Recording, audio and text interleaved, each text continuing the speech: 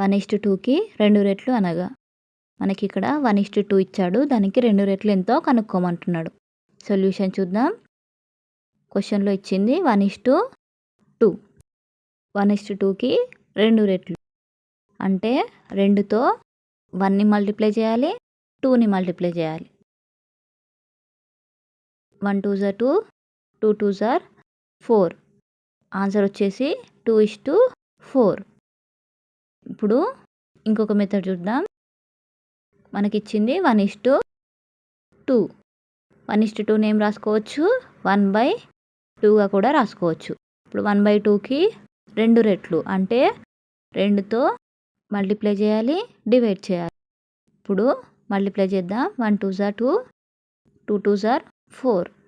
2/4ని ఏ విధంగా రాసుకోవచ్చు, 2:4. 2:4. 1:2కి 2 రెట్లు అంటే ఏమవుతుంది, 2:4 అవుతుంది. ఇక్కడ మనకి 2 మెథడ్లో ఆన్సర్ వచ్చేసి 2:4. ఆన్సర్ 2:4.